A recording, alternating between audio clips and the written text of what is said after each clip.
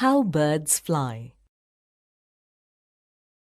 Most birds have a boat-shaped body and hollow bones that helps them to fly easily.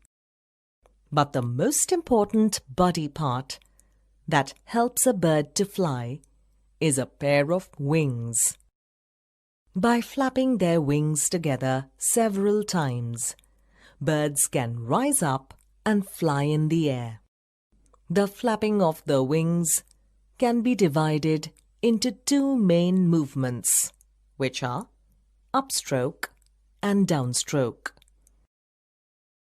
During the upstroke movement, the wings are wide open and they move upward and backward. The bird lifts its wings upward above its body. As the wings rise up, they also move in the backward direction. This movement creates space below the wings where a lot of air gets collected. Now it is time for the downstroke or the downward and forward movement of the wings. The bird starts to move its wings down. As the wings come down, they also move in the forward direction. By this movement, the air that had collected below the wings during the upstroke is pushed down.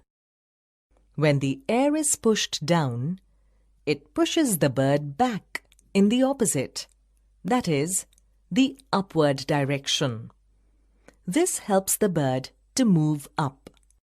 By continuous repetition of the upstroke and downstroke movements, the bird keeps rising higher and higher up in the air and fly.